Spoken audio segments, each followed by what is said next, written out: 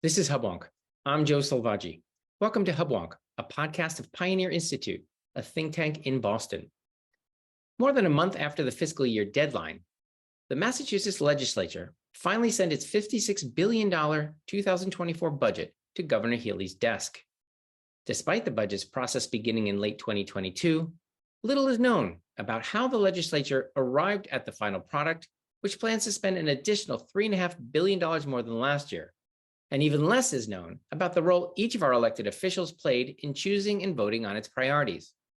The challenge for concerned citizens facing this black box legislative process is that they may only comment on the features of the budget after it has been completed, offering little opportunity for comment and meager accountability for their representatives' votes.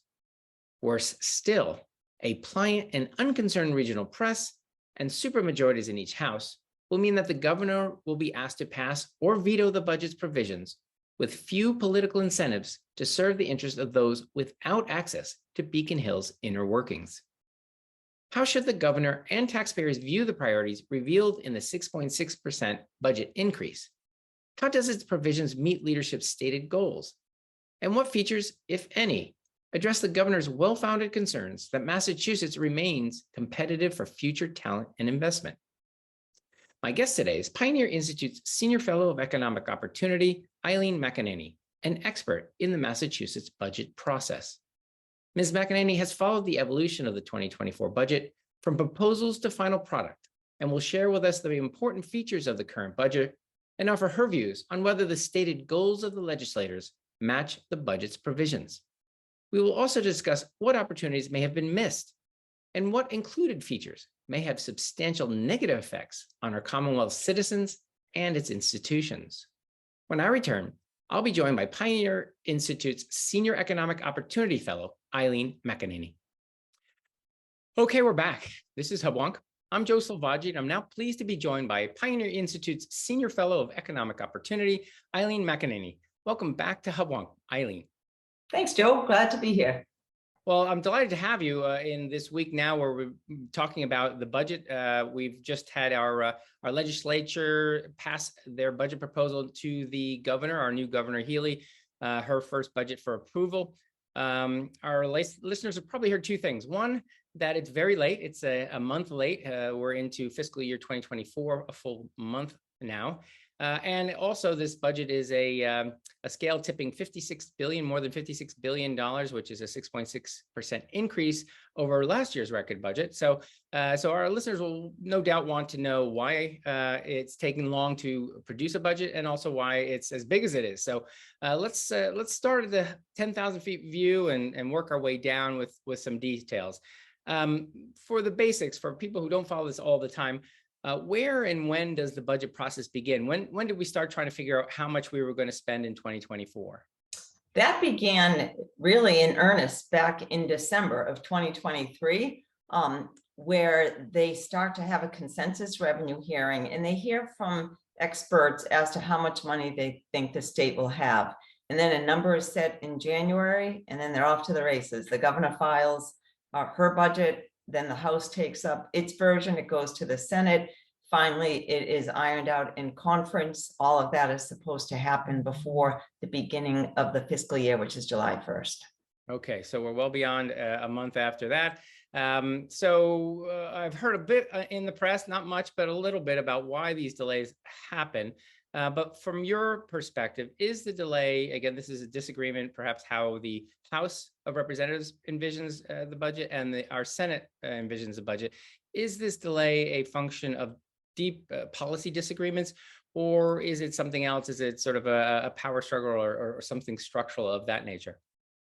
I think it's a little of both. I think that there are differences. There always are differences between the House and the Senate version, which is why there is typically a conference committee, and sometimes it's just they provide different amounts to various line items. Sometimes there are big policy issues, but I also feel like the deadline almost seems optional, right? That they're in no hurry to comply with that July 1st deadline.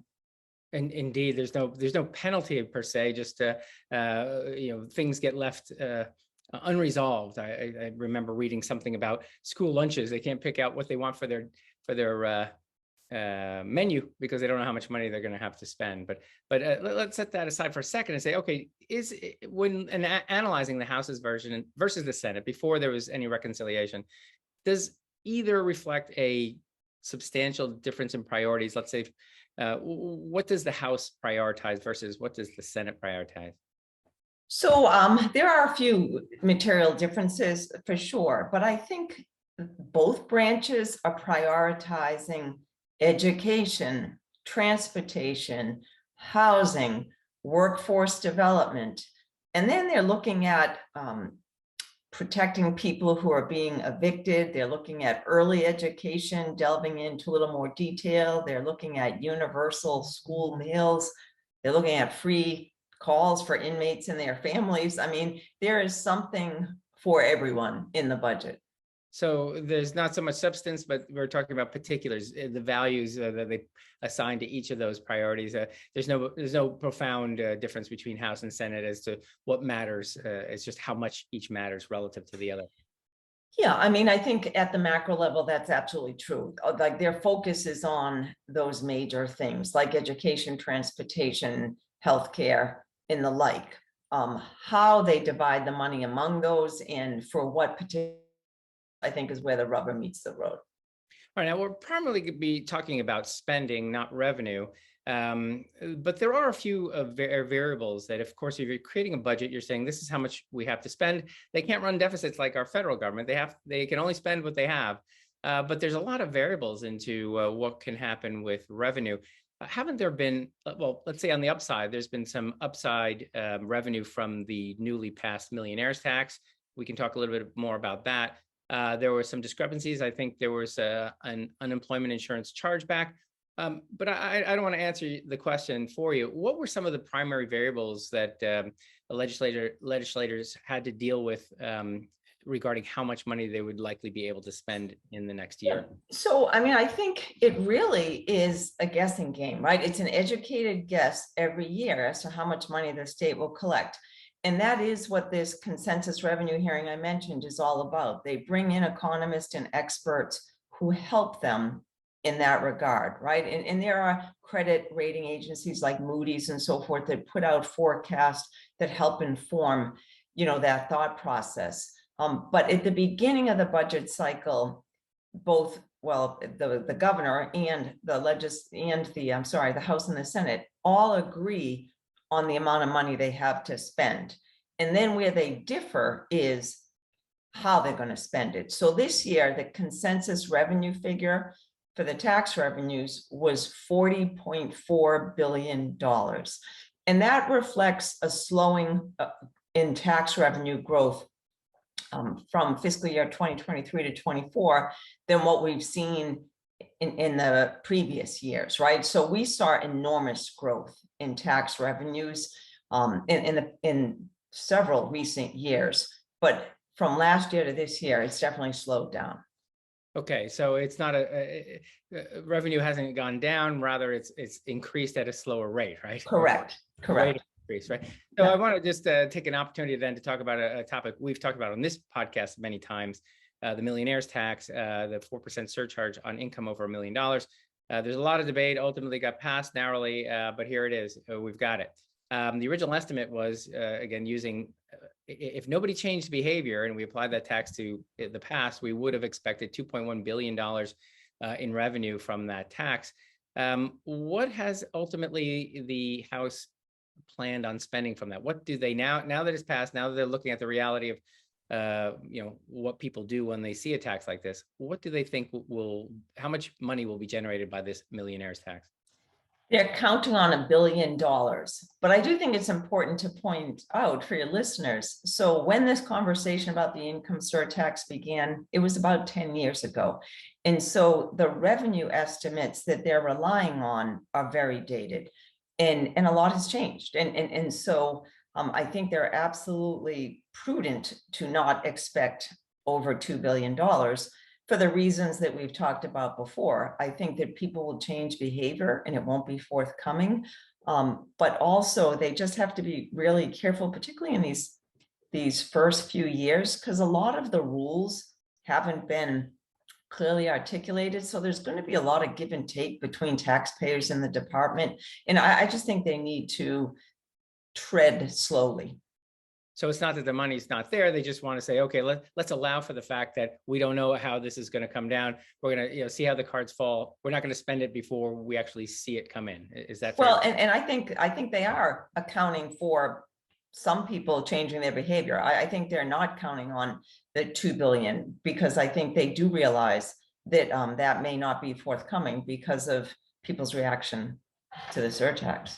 Indeed, if they knew there would be secondary effects of imposing a tax like this, meaning people would make decisions about their revenue, it would have been nice to have that be part of the debate before the amendment was passed. But that's water under the bridge. I'm not trying to spill milk here.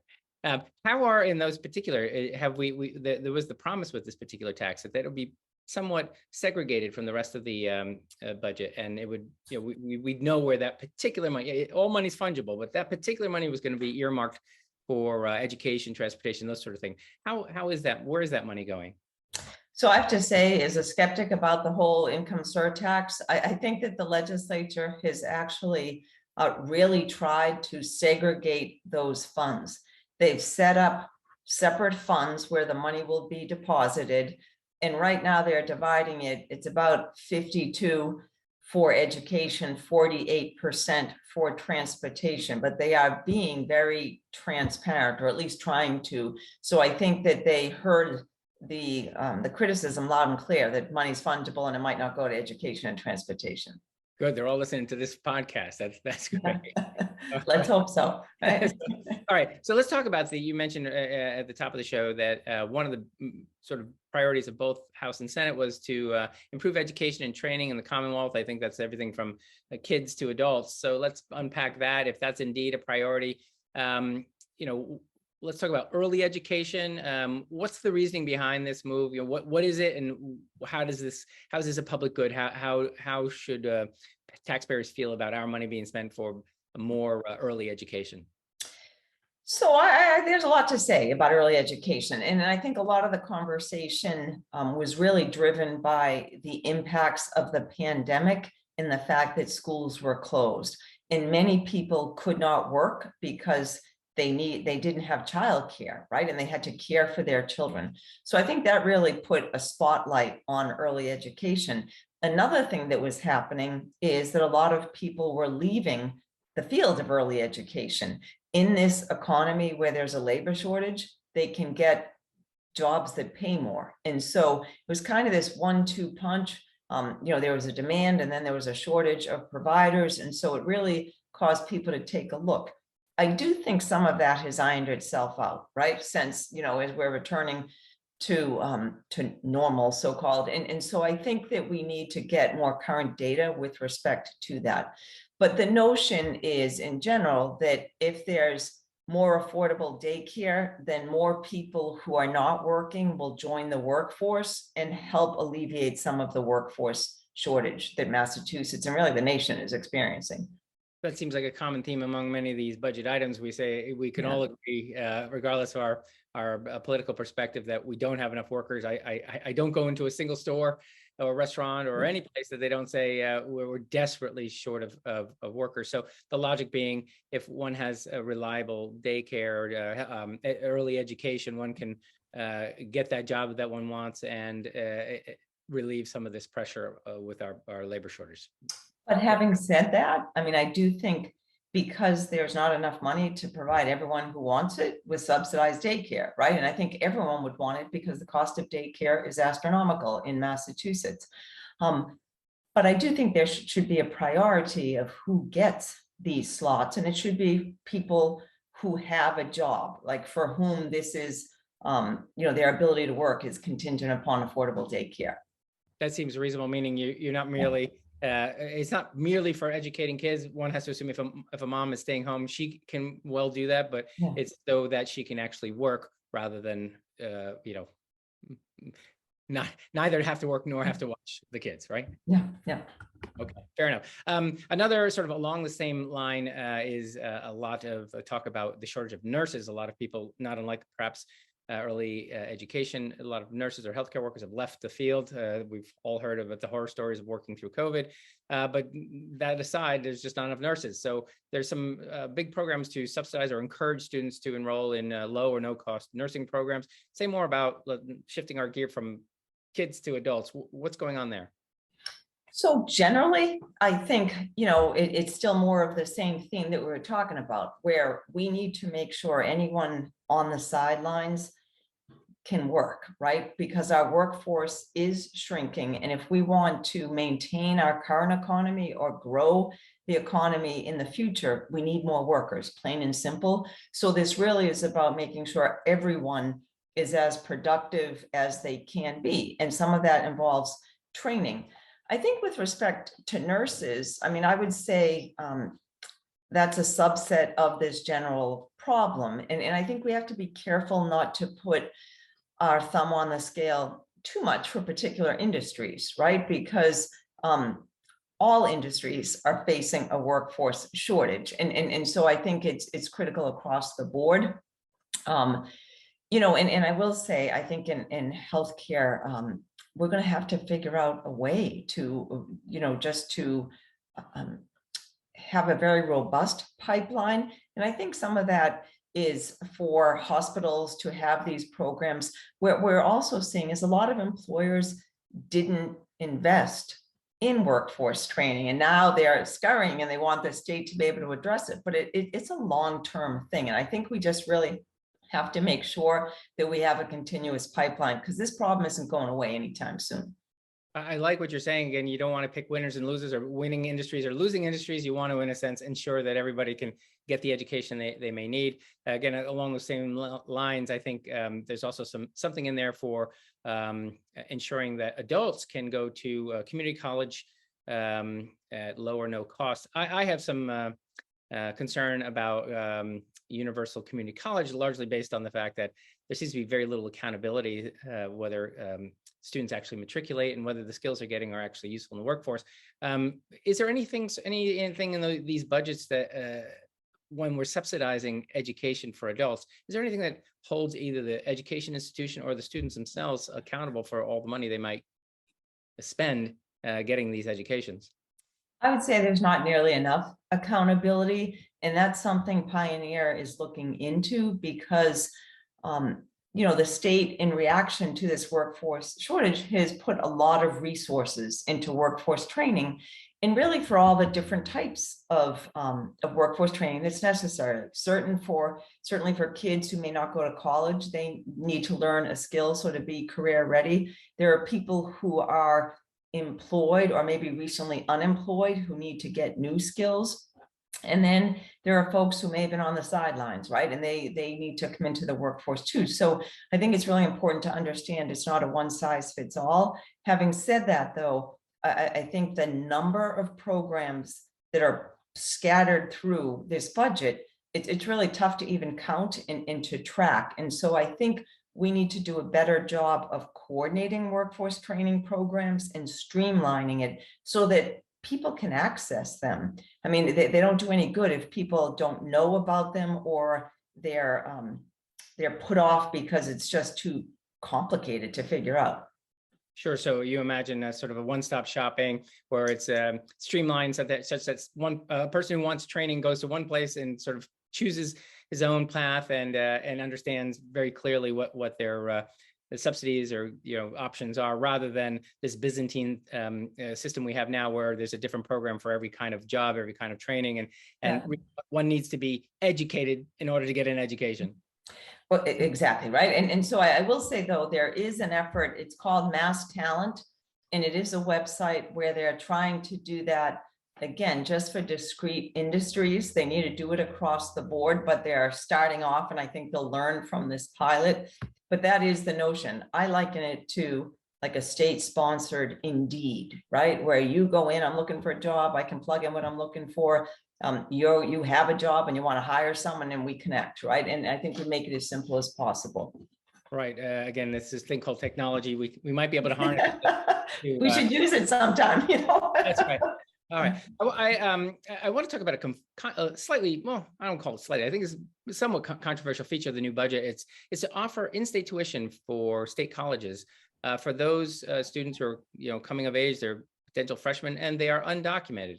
They're not here legally. This seems to me to be this is subsidized with taxpayer money.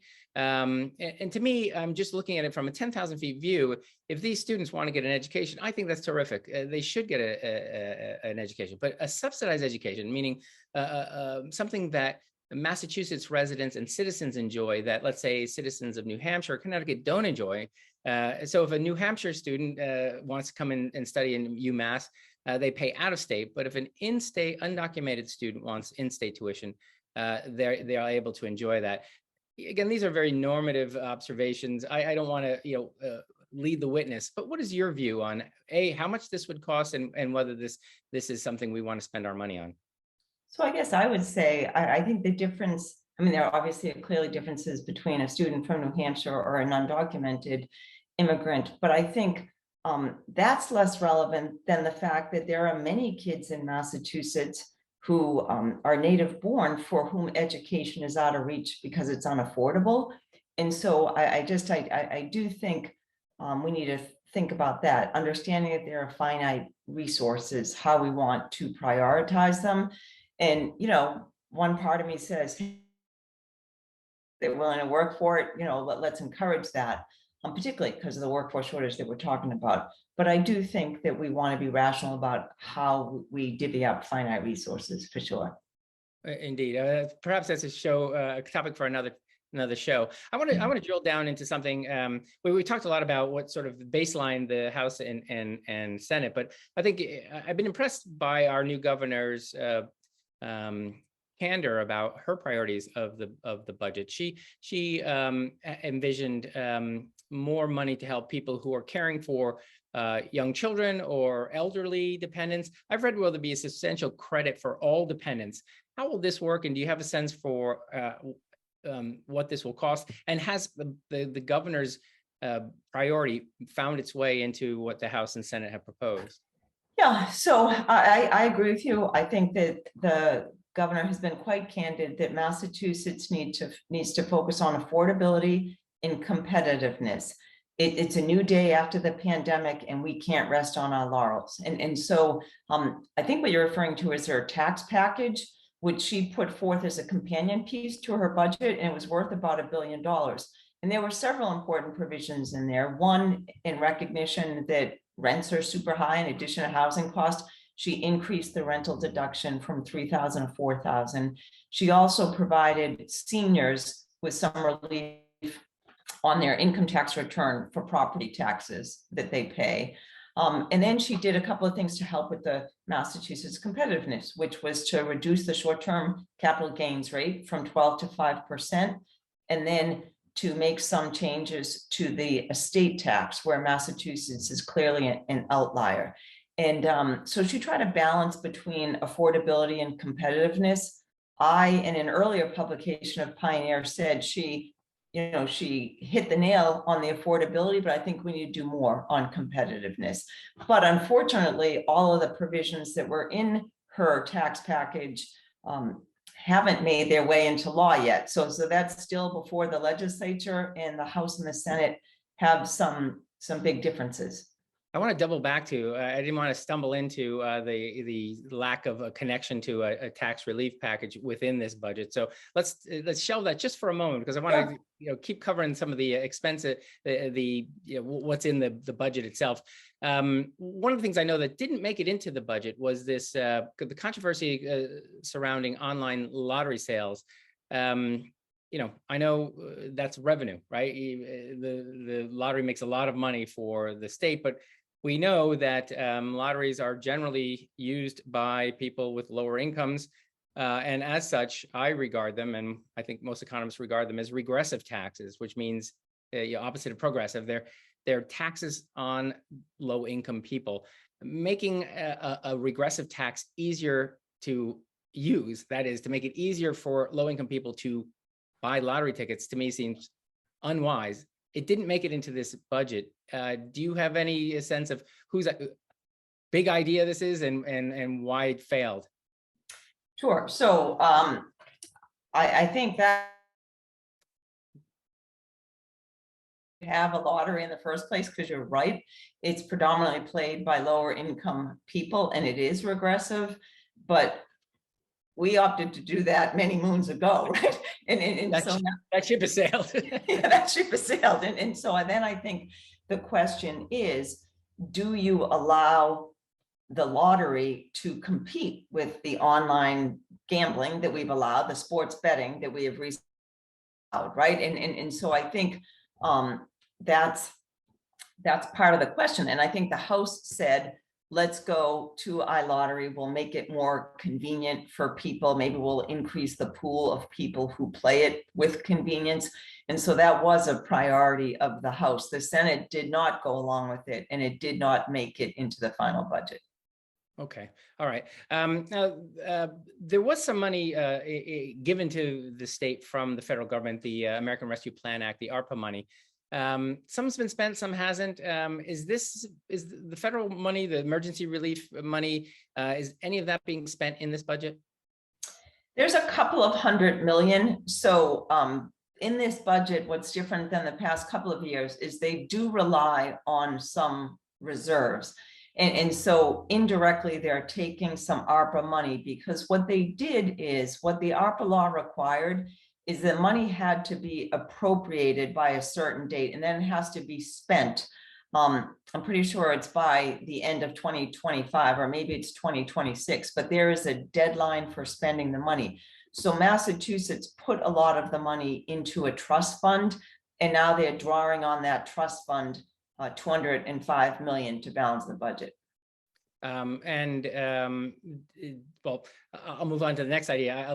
We've been keeping an eye out for money dedicated to mental health. A lot has been made, both after the pandemic. We've got perhaps an uptick in issues related to mental health.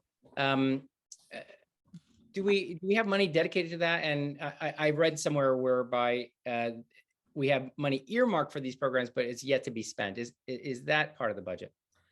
Well, I think that's true of a lot of the ARPA money, right? Where it has been, it's been earmarked or appropriated, but it hasn't been spent yet.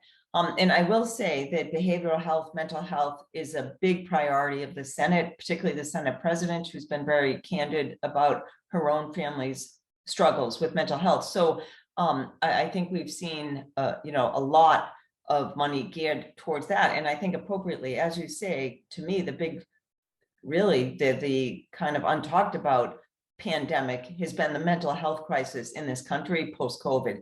And so they're trying to get the money out the door, that they have some new programs they're trying to stand up and so forth. So yeah, that is a big priority. All right, I want to drill down into a budget area that we talk about amongst the sort of pioneer wonky people about that I think deserves coverage on this topic, because we're talking about the budget. And in this budget, and perhaps under the radar of many of the sort of news commentators who might look at this, I have grave concerns. I don't know if you share mine about these new subsidies, these health insurance subsidies for the Mass Health Connector. At a 10,000 feet view level, I think we used to subsidize plans for low income people, which is fine, I suppose. But during COVID, we raised the standard for the income level that one needed to have in order to be eligible. In other words, higher and higher incomes became eligible. I have read that we're talking about potentially raising that so high that average citizens above average incomes may be eligible for this Mass Health Connector.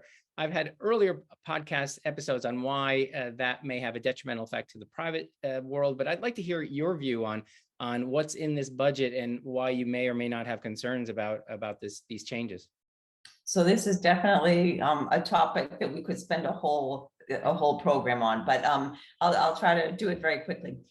So I think healthcare is a complicated system for sure, but the government is becoming a bigger and bigger payer in this system. And they do that through a few ways, right? They do it through Mass Health or Medicaid, where they help poor folks. to afford health insurance, and they do it through Medicare, where the elderly get health insurance.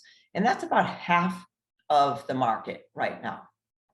And unfortunately, like Mass Health anyway, and some will argue maybe Medicare, but they often are cross-subsidized by commercial insurance. And so to the extent that the commercial market is shrinking, it means the people purchasing in there, which is typically small employers and some large ones, they are shouldering more of the subsidy. There's going the cross subsidy between the public and the private payers in health insurance, so the government and employers. And I think the latest proposal increases eligibility to 500% of the federal poverty level, which is about $73,000 for an individual. I mean, that's a lot of money. That's a, certainly if purchase of health insurance is a priority, you would think one would be able to afford it on a salary of $73,000. But my concern is it's a pilot program, so it's supposed to last for 2 years. But as we know, it's very difficult to take away a benefit that the government gives. And so I'm concerned it won't be a pilot. And what it will mean is health insurance for those purchasing in the commercial insurance market will become less affordable. Indeed. Again, as you say, it deserves its own show. Maybe we'll do something down the line. But as you say, when you talk about cross subsidies, for our listeners who aren't economists, what they're saying is when you or I or people who are on private insurance pay our premium, some of that money goes to pay for people who don't pay anything. In other words, we subsidize those people without insurance. And the government doesn't have its own money. Hospitals don't have its own money. So we're paying the cost of people who pay and people who don't pay. And the more people who cross that line from paying to not paying, the larger the burden gets in sort of this death spiral. And what we're doing, what you're suggesting, is by creating subsidies for those people who really reasonably should be able to afford it. If anyone, you're at $73,000. If we unburden them and put them on the public health connector and subsidize them, that's money not going for other worthwhile causes the government might otherwise spend. But it's also, that's many fewer people who are ultimately now paying in and cross-subsidizing the poor and the elderly. Is that fair? You said it much more eloquently than I did. So All right. Now, okay, I told you we'd table it. So I'm going to come back to this whole tax relief. You and I talked about this in an earlier episode, talking about the governor recognizing the need to, though we are a very successful state now, Massachusetts must remain competitive with all the other 49 states for talent and treasure. We want the best and brightest. We want investors to invest in Massachusetts, but if we don't have a competitive tax regime, we're going to lose perhaps the highest income people, the most footloose of all our citizens. So let's talk about this notion of tax relief. It didn't get into this budget. The governor is not going to decide, her priorities here. We've promised that for a later date. Describe to our listeners, how does the budget sort of acknowledge the fact that there's someday in the future, hopefully not too distant future, there's going to be a tax relief package that will be passed? So there's a placeholder in the budget, if you will, of $580 million. And so they're estimating that will be the cost of the tax relief package when eventually it is passed. And so that's certainly less than the governor had put forth, which was $1 billion. It's less than what the House put forward, which was like 1.1 billion. And so I think the Senate has had some reservations about certain of the provisions that were in the governor's package. But I think what they plan to do, or I'm hoping, is at least maybe phase in some of them so that there'll be all of the components in the governor's budget will be included, but they may just be phased in over a few years. That's my hope. So we will get to, in theory, we have no legislative power here on this podcast, but over time, perhaps the governor may get everything she wants, but it'll be one component at a time. You talked about that in the past. We were talking about short-term capital gains. We're talking about amending the estate tax.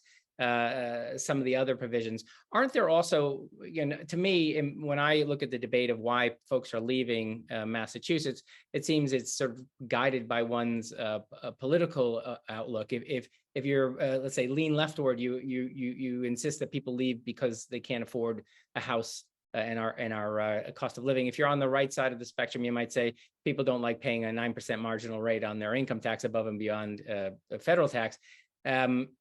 What does the governor propose to sort of things like the marginal the short-term capital gain, the estate tax? Weren't there some things in there to help people with their rent or with I forget. Yep, senior property tax. Yeah, there was a whole host of things, and we touched on some of them. Certainly in the governor's package, there was an increase in the rental deduction.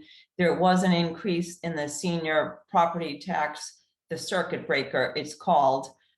There was an increase in dependent care deduction.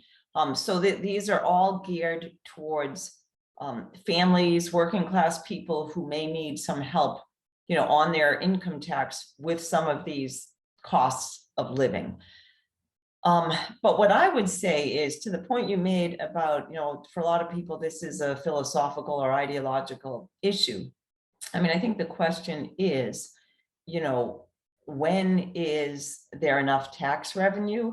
And to come full circle to the beginning of our conversation, this budget grew by 3.8 billion year over year. That's a sizable increase. And so one does have to ask, like, when is enough, right? And so I think some people question whether, when last year we gave back refunds to taxpayers because there was so much tax revenue, whether we needed a tax increase like the income surtax in the first place. But that was, the voters decided to go forward with it, and that will be with us for a while. The question is, though, in this new post-pandemic economy, is Massachusetts able to compete for the talent we so desperately need? And I think a lot of people have more options than they used to because of remote work and hybrid work and everything else. And just technology in general. And so I think people are more attuned to the relative cost differences between and among the states. And some people are voting with their feet. And the problem is, because Massachusetts actually has a really progressive income tax code already, that it's some of the high income folks pay the majority of taxes in the state. And so if you get enough of them to leave, it causes real budgetary and fiscal problems for Massachusetts. So we need to provide tax relief to make sure we keep a sufficient number of taxpayers in Massachusetts funding state government. Yeah, indeed. I think folks don't realize how substantial this increase. You mentioned 3.8 billion. I think it's a 6.6% increase over last year. But there's an article I read very recently that pointed to the fact that this is Governor Healey's first budget. Governor Baker's first budget of his 8-year term was 38 billion, which is about 50%, or this budget is 50% larger than it was 8 years ago. We don't have 50% more people. We have almost exactly the same number of people. And yet the budget is 50% larger. As you say, I'm open to suggestions, but I would just honestly ask, what's the limit? Is it just directionally more is more? Again, we're getting into the normative elements of tax and spend, but to me, I think this is sort of we don't need to spend all this money. We just choose to spend it all. So what I would just say, I mean, just to take a stab at that, I mean, I think obviously it's a subjective question, right? What I think may be different from what you think, but I think you need it to be sustainable. I also think people need to have a better sense of where their money is being spent. So I think some more transparency would be helpful, because there are a lot of programs maybe that have outlived their usefulness, or maybe are duplicative, or maybe they're just not having the effect that was intended.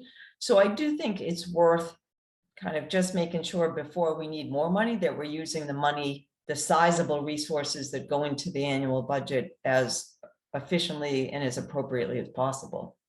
Yes, indeed. I'm amazed, again, as both a citizen and as a podcaster, how little coverage there is about the budget and about the budget debate, or very little concern that all of this these priorities and this debate seems to happen behind closed doors in complete secrecy. I don't know anybody who's for secrecy or opacity. Almost everyone I meet is for transparency, and yet there seems to be almost no transparency. So again, one can never know how we got here entirely, but is it your view that our legislators don't think we deserve to know or can't be bothered to share it with us? Is it because they don't feel accountable, largely based on perhaps that we're a one-party state or with supermajorities in both houses, or is this something very Massachusetts-like? We've come to be inured by the idea that our legislatures work independent of any feedback from ordinary citizens. Look, again, I don't know if there's any right answer or a single answer. I mean, I will say, though, that I think some of the budget practices have been going on for a number of years. So both during, Republican governor and Democratic governors. So I'm not sure it's just that. Although what I will say is so many people in office run unopposed. So there isn't a lot of accountability with respect to the voters. And I think some of it has to do with changes in the media. I mean, there used to be people dedicated to the State House, many reporters who would be up at the State House covering just issues that were happening at the State House. You're seeing fewer and fewer reporters, certainly for some of the major news publications. And so, some of that is just changing media circumstances as well. There is some information available, certainly on the comptroller's website and all of that, but you got to dig for it, so I do think with the internet, with the transparency, it seems like everything else that we could do a better job just making sure everyone knows exactly how their tax dollars are spent. Indeed, this black box we call the legislature, I don't think there is anyone to blame, and I certainly don't blame legislators for not being forthright with all the information. You don't want to give the voters the rope to hang you with, but it is concerning to me. The little media we do have covering it seems to be very biased towards incumbents when there are meaningful challenges. So I don't know how this ends and what we can do about it. Perhaps our listeners should stay dialed into Hubwonk. We'll do our best to uncover the story. So we're running out of time. Before I let you go, when is it that the governor, that we're recording this on the 7th? When is the governor due to sign, or when does she have to decide? And also, as a matter of process, can she veto, pass, or line item veto all the items in this budget? So my understanding is that the legislature sent the budget to the governor, or finalized the budget on July 31st, and she has 10 days to review the budget and send it back. And as you say, she can veto it outright. She can accept it in totality. She can use her line item veto power and go through and be more precise. The question I have is, and I should know the answer and I don't, do Sundays count as one of the days? And so it's 10 working days from when the legislature put it on her desk. So sometime soon, perhaps before by the end of the week. By the end of the week. So we're just in time. This is a very timely topic for our listeners. So I appreciate you taking time out of your busy day to join us and share your very, very comprehensive knowledge and your very specific knowledge on a topic on which very few people really understand. So thank you very much, Eileen, for joining us on Hubwonk today. My pleasure. Thanks. This has been another episode of Hubwonk. If you enjoyed today's show, there are several ways to support the podcast and Pioneer Institute. It would be easier for you and better for us if you subscribe to Hubwonk on your iTunes podcatcher. It would make it easier for others to find Hubwonk if you offer a 5-star rating or a favorable review. We're always grateful if you want to share Hubwonk with friends. If you have ideas or comments or suggestions for me about future episode topics, you're welcome to email me at hubwonk@pioneerinstitute.org. Please join me next week for a new episode of Hubwonk.